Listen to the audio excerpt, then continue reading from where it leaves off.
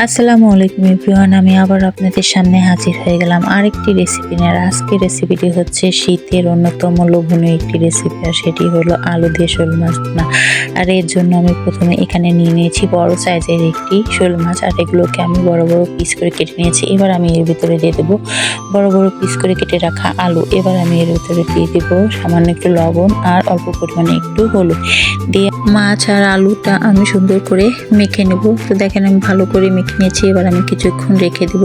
এদিকে আমার কড়াইটা ভালোভাবে গরম হয়ে গেছে। এবার আমি এর ভিতরে দিয়ে দিলাম তেল, দিয়ে আমি নুন হলুদ মাখিয়ে রাখা মাছগুলো কড়াইতে দিয়ে দিলাম। তো একে একে আমার মাছগুলো কিন্তু দেওয়া হয়ে গেছে। এবার আমি মাছগুলোকে হালকা করে একটু ভেজে নেব। এই শোল মাছটা আমি হালকা করে একটু ভেজে নিয়েছি, এই কারণে মাছটা খুব নরম, আর ভেজে নিলে আপনার মাছটা শক্ত হয়ে যাবে, দেখতেও ভালো লাগবে আর খেতেও ভালো লাগবে। তো দেখেন কথায় কথায় দিকে আমার মাছটা সুন্দরভাবে ভাজা হয়ে গেছে। এবার আমি মাছটাকে তুলে নিচ্ছি। তো মাছটা তোলা হয়ে গেছে। এবার আমি একই তেলের ভিতরে নুন হলুদ মাখিয়ে রাখা আলুগুলোকে দিয়ে দেবো। দিয়ে আমি আলুগুলোকে সুন্দর করে একটু ভেজে নেব। আলুটা আমি একটু কড়া করে ভেজে নেব, যেহেতু আমি আলুটা একটু বড় বড় সাইজ করে কেটেছি, সেজন্য আলুটা আমি কড়া করে ভেজে নেব যাতে আলুটা সিদ্ধ হয়ে যায়। তো এদিকে দেখেন মাছটার আলুটা আমার সুন্দর করে ভাজা হয়ে গেছে। এবার আমি একই তেলের ভিতরে দিয়ে দেবো অল্প পরিমাণে একটু পানি। এবার তেল আর পানিটাকে সুন্দর করে একটু নেড়ে মিশিয়ে দিব। তো মিশানো হয়ে গেছে। এবার আমি এর ভিতরে দিয়ে দেবো বেটে রাখা আদা রসুন আর পেঁয়াজ বাটা, দিয়ে মশলাটাকে আবার একটু নেড়ে চেড়ে মিশিয়ে নিলাম। এবার দিয়ে দেবো শুকনা মরিচ বাটা। আমি শুকনা মরিচ বাটাটা একটু অল্প পরিমাণে দিয়েছি, আপনারা চাইলে বেশিও দিতে পারেন। এবার দিয়ে দেবো জিরা আর গরম মশলা বাটা, দিয়ে মশলাগুলোকে সুন্দর করে নেড়ে চেড়ে মিশিয়ে নেব। এবার দিয়ে দেব কেটে রাখা মরিচ, আর দিয়ে দেবো স্বাদ মতো লবণ, পরিমাণ মতো হলুদের গুঁড়া, দিয়ে আবারও মশলাটাকে সুন্দর করে নেড়ে চেড়ে একটু ভেজে নেব। তো দেখেন ভালো করে মশলাটাকে আমি একটু ভেজে নিলাম। এবার একটা ঢাকনা দিয়ে ঢেকে দেবো মশলাটা কষিয়ে নেওয়ার জন্য।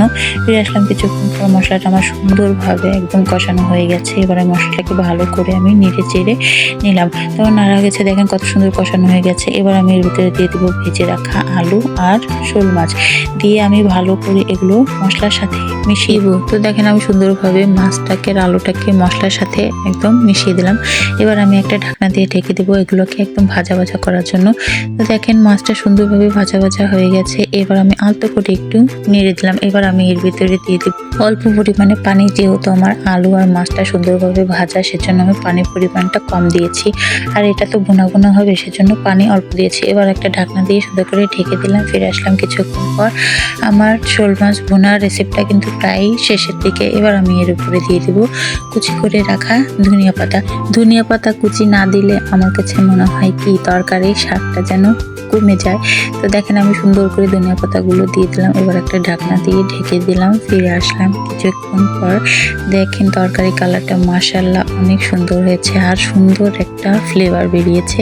তো আপনারও বাসায় অবশ্যই এইভাবে ট্রাই করবেন। তো আমার তরকারিটা হয়ে গেছে। এবার আমি নামিয়ে নিলাম। মাশাআল্লাহ দেখেন তরকারি কালারটা দেখতে যেমন লোভনীয়, খেতেও কিন্তু অনেক সুস্বাদু এবং মজাদার। তো আজকের রেসিপিটি ভালো লাগলে অবশ্যই লাইক কমেন্ট শেয়ার করে দেবেন, আর আমার ইউটিউব চ্যানেলটিকে সাবস্ক্রাইব করে দেবেন। এরকম আরও সব মজার মজার রেসিপি পেতে অবশ্যই আমাকে কমেন্ট করুন। তো আজকের মতো ভিডিওটি এখানেই শেষ করছি। আল্লাহ হাফেজ।